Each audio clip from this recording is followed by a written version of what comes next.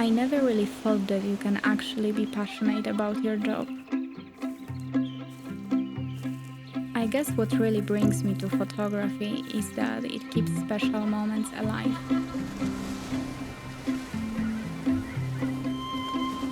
When I finished my engineering studies in Poland, I started working in the corporate world. I was just going to the office and coming back home.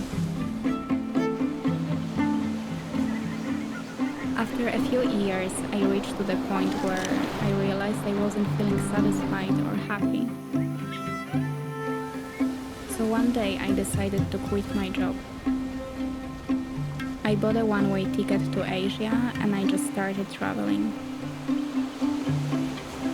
I guess I just needed to take a break to discover new places, meet new people, and make a change in my life. I can't really remember the exact moment when I decided I wanted to be a photographer. I guess it was more like a process. And one day I started feeling alive again. For me, the most important aspect of photography is to capture raw emotions that actually happen through photography. And I guess you can instantly see through my work that I'm really drawn to soft light and dreamy moods.